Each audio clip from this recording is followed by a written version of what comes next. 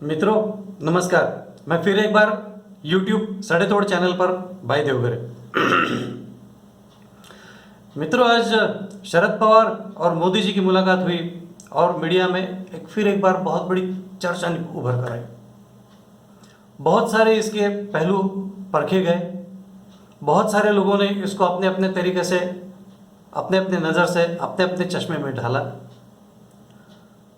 और यहाँ तक की बातें चल गई कि शायद अब महाराष्ट्र में भाजपा फिर दोबारा अपनी सरकार बना सकती है। किसके साथ बना सकती है, इसके पत्ते अभी तक भाजपा ने नहीं खोले। दोस्तों बड़े अचरज की बात है, समय बलवान। यही 1.5 साल पहले भाजपा सत्ता के लिए तरस रहा था बोलने से एक उसके साथ विश्वासघात हुआ था, ऐसा फडणवीस जी ने कहा था। और शिवसेना और भाजपा का प्री अलायंस भी था ऑफिशियल, लेकिन उनका अनऑफिशियल प्री अलायंस राष्ट्रवादी कांग्रेस के साथ में भी था, ये बाद में पता चला। तो मित्रों इसमें मजे की बात यह हुई कि उस समय जो संघर्ष चल रहा था वो सत्ता के लिए संघर्ष चल रहा था। काफी उसमें 1.5 महीने तक काफी हलचल चली। उसके बाद में फिर जाके कहीं पे एक महाविकास आघाड़ी की सरकार कॉमन मिनिमम प्रोग्राम के तहत अस्तित्व में आई और भाजपा जो कि 105 अपने आमदारों के साथ विपक्ष में बैठ गया। चलता है, हमारे यहाँ की राजनीति ऐसी ही है। जब कोई ऊंचा ओहदा मिलता है या अपने फायदे की कुछ बात होती है तब हमारी विचारधारा हम लोग भिन्न कर देते हैं, बदल देते हैं, क्योंकि नज़दीक का फायदा हमें दिखता है तो उसके लिए विचारधारा हमारे यहाँ कोई मायने नहीं रखती। ये भारत है साहब, यहाँ सब चलता है, सब बिकता है। उसी तहत ये 3 पक्ष इकट्ठा आ गए और इन्होंने अपनी सरकार बनाई। सब आलबेल ब्यूटीफुल बढ़िया चल रहा है। तकलीफ ना, कुछ तकलीफ नहीं। कुछ भी तकलीफ हो गई साथ में आएंगे, बैठेंगे, लेकिन भाजपा को सत्ता से दूर रखेंगे। बढ़िया साहब 5 साल तक चलेंगे, promise to promise, shake hand to shake hand, hand to hand, we are together, Mahavikas Aghadi सरकार। दोस्तों थोड़ा सा हम लोग अभी पीछे जाएंगे। पीछे जाना जरूरी इसलिए है क्योंकि जब वाजे पकड़ा गया था तब शरद पवार ने गृह मंत्री को डांट फटकार लगाई थी कि भैया तुम मैनेज नहीं कर पा रहे हो, तुम्हें संभालना नहीं आ रहा है, या जो चल रहा है वो ठीक नहीं चल रहा है। लेकिन उसके बाद में धीरे धीरे तहकीकात करते करते चीज़ें यहाँ तक पहुँची कि वाजे से शुरू होते होते अभी चीज़ अनिल देशमुख तक आ गई। यहाँ तक आ गई कि उन्हें गृह मंत्री पद का राजीनामा देना पड़ा। गृह मंत्री पद का राजीनामा देने के बाद अब ये आंच अजित पवार तक जा सकती है, ये आंच अब अनिल परब पर भी जाएगी, जैसा कि आज चंद्रकांत पाटिल बोल रहे हैं।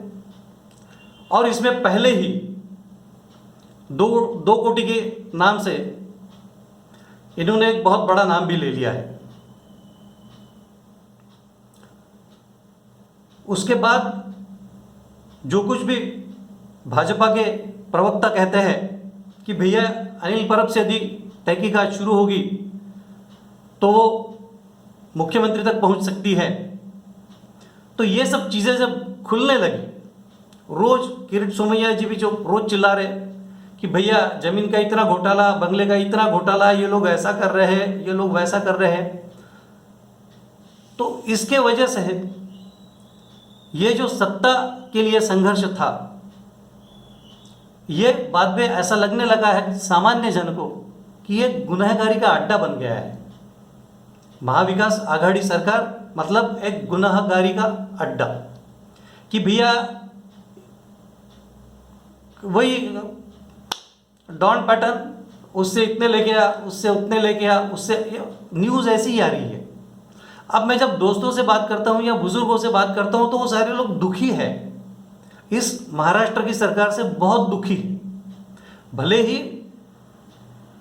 प्राइवेट जो अच्छा मुख्यमंत्री कौन, उसमें सबसे पहला सम्मान महाराष्ट्र के मुख्यमंत्री को मिला है प्राइवेट सर्वे में, लेकिन आमतौर पर ये सारी जनता दुखी इसलिए है कि हमारे यहाँ ये जो बड़े बड़े गुनहगार होते हैं इनको कभी सलाखों के पीछे जाते हुए नहीं देखा साहब।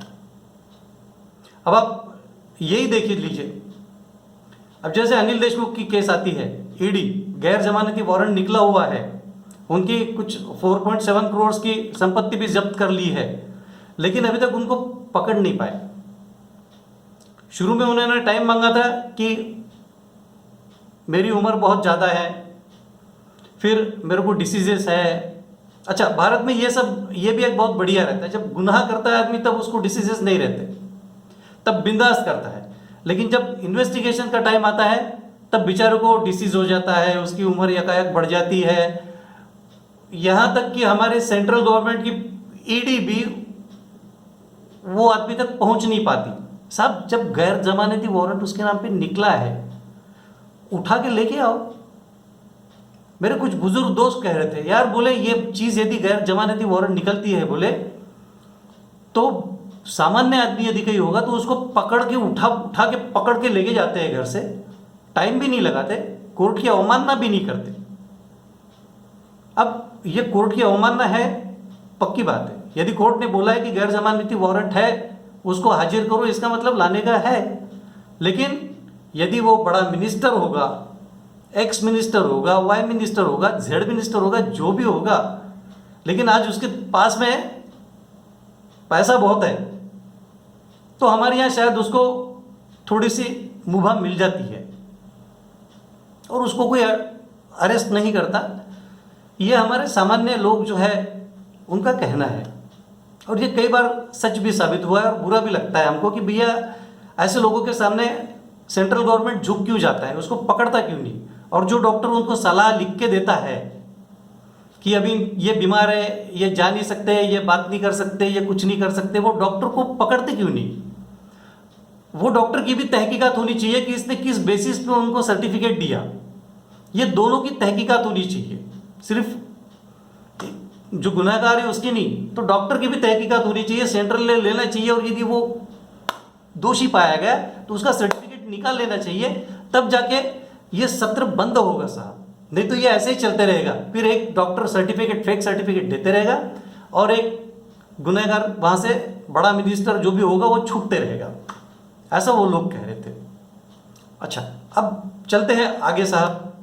अब इतने सारे गुनाह हो गए कि जिसमें राष्ट्रवादी कांग्रेस का भी नाम आ रहा है, बड़े नेताओं का, और तहकीकात यदि आगे बढ़ी तो शिवसेना का भी नाम आ रहा है। और मजे की बात यह है कि ये दोनों लोग जो है वो बारी बारी मोदी जी से मिल रहे हैं। कल तक मोदी उनके लिए दुश्मन था, आज उनके लिए मोदी बचाने का साधन है। ऐसा मैं नहीं, हमारे दोस्त लोग कहते हैं। झूठ नहीं है, सही बोल रहे हैं। क्या झूठ बोल रहे हो उसमें? जब गले तक आके फंस गया है तो बचाने के लिए कोई तो भी चाहिए, उसके लिए दोनों के दोनों जाके मोदी जी से मिल रहे हैं। लेकिन हमारे दोस्त लोगों का क्या कहना है? दोस्त लोगों का यह कहना है कि भाजपा ने किसी के साथ भी युति नहीं करनी चाहिए नई सरकार बनाने के लिए। इसका कारण, यदि इन्होंने राष्ट्रवादी कांग्रेस के साथ में भी युति किया या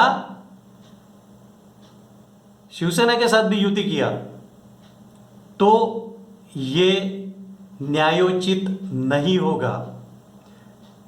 एक बार उनके साथ युति किया तो युति करने के बाद में उनमें जितने भी गुनहगार है या तो उनका इन्वेस्टिगेशन डिले करना पड़ेगा, या इन्वेस्टिगेशन कंटिन्यू भी किया, उनको पकड़ा भी गया, तो भी इन्वेस्टिगेशन को यथोचित न्याय हम नहीं दे पाएंगे, मतलब केंद्र सरकार नहीं दे पाएगी। ऐसा हमारे विचार विमर्श में ऐसी बात निकल के आई। एक हद तक सही है, हो सकता है राष्ट्रवादी के साथ में यदि युति बना ली और इन्वेस्टिगेशन करते करते करते करते और बड़े बड़े नेताओं के नाम उसमें आने लगे और फिर उन्होंने बोल दिया कि भैया अब हम सपोर्ट निकालते, तो फिर से ये अस्थिर सरकार देने वाली बात आ जाएगी और न्याय नहीं होगा, वो तो साफ जाहिर है। शिवसेना के साथ भी यही बात है। तो अब भाजपा ने क्या करना चाहिए? दोस्तों, जैसा फडणवीस कहते हैं कि ये सरकार आपस में झगड़ा करके ही गिर जाएगी, टूट जाएगी, फूट जाएगी। गिरने देना चाहिए। राष्ट्रपति शासन उसके बाद लागू करना चाहिए। राष्ट्रपति शासन जब लागू करोगे उस वक्त ध्यान में रहे कि ये जितना इन्वेस्टिगेशन चल रहा है वो चलने देना चाहिए, उसकी स्पीड बढ़ाना चाहिए, और जब तक ये गुनहगार सलाखों के पीछे नहीं जाते तब तक भाजपा ने या तो फिर केंद्र सरकार ने महाराष्ट्र के इलेक्शंस भी नहीं लेना चाहिए। अब लोग कहते हैं कि ये मुलाकात थी वो सहकार के लिए थी, सहकार तत्व के लिए थी। पत्रकार परिषद, हमारे यहाँ पत्रकार परिषद क्या है दोस्तों? पत्रकार परिषद मतलब सच छुपा के, बाकी टू द पॉइंट छुपा के बाकी सारी चीजें लोगों के सामने कहना, इसको हम लोग पत्रकार परिषद कहते हैं। और कोई टू द पॉइंट क्वेश्चन पूछ ले तो वो क्वेश्चन को वो लोग बगल दे देते हैं। जब पूछा गया तो उन्होंने उसके बारे में कुछ नहीं कहा। जो भी पत्रकार परिषद राष्ट्रवादी कांग्रेस की तरफ से ली गई उसमें उन्होंने बहुत बड़ी चर्चा की कि वो सहकार महर्षि है, इसलिए वो चर्चा करने गए थे। उसमें सहकार की कुछ जो पॉइंट्स है, कौन से पॉइंट? शेयर्स में 2.5% कंपलसरी उनको लोन लेने के बाद लेना पड़ता है, जो बाद में वो लोग लोन वापस करने के बाद भी वापस नहीं देते। भैया, राष्ट्रवादी कांग्रेस में छोटे छोटे लोग लोन वापस करते, बड़े बड़े लोन कहाँ पे वापस करते? अभी वही तो केस के लिए शायद गए होंगे। तो ये बात कौन, पत्रकार परिषद में ये लोग ये बात नहीं बता सकते, छोटे छोटे लोन की बात बताएंगे। फिर ऐसी आरबीआई ने स्ट्रिक्ट रूल्स लाए। अरे आरबीआई स्ट्रिक्ट रूल्स क्यों लाया? आरबीआई स्ट्रिक्ट रूल इसलिए लाया कि सहकार क्षेत्र में गड़बड़ी हो रही थी। 700 करोड़ लिया हुआ लोन की जो जमीन थी या जो कारखाना था वो 70 करोड़ में बेचा जा रहा था। तो ये सारी चीजें, यानी सहकार क्षेत्र। तो पत्रकार परिषद भी हमारी ऐसी है कि पत्रकार परिषद में मुद्दे की बात छुपा के बाकी सब जगह बढ़िया खेलना, इसको हम लोग आजकल पत्रकार परिषद कहते हैं। तो कहने का मुद्दा यह था दोस्तों कि भाजपा सत्तांतर करती है महाराष्ट्र में, शिवसेना के साथ भी आए या राष्ट्रवादी के साथ भी आए, ये दोनों पक्ष के लोग, कुछ लोग गुनहगार क्षेत्र में लिप्त है और इनको सजा मिलनी चाहिए। और ये जब तक सजा नहीं मिलती तब तक भाजपा महाराष्ट्र की सरकार से दूर रहे, महाराष्ट्र में सरकार किसी के साथ भी ना बनाए, और जब तक ये गुनहगार जेल के पीछे नहीं जाते तब तक यदि सरकार गिरती है तो राष्ट्रपति शासन लागू करे, ऐसा इन सब मेरे दोस्तों का और कुछ बुजुर्गों का भी कहना है। दोस्तों, आपको क्या लगता है? क्या भाजपा ने राष्ट्रवादी कांग्रेस के साथ गई या भाजपा शिवसेना के साथ गई तो न्याय दे सकती है? गुनहगारों को यथोचित जो भी दंड है वो दे सकती है, या सामान्य जन को जो लगता है उसको न्याय दे सकती है? आप थोड़ा सा विचार कीजिए बताइए और ये बात सरकार तक भी पहुंचाइए, ऐसी मेरी सब आपसे विनती है। इसी अपनी सोच के साथ आज का एपिसोड मैं यहीं पर समाप्त करता हूं। अच्छा लगे लाइक, सब्सक्राइब, शेयर करना। धन्यवाद।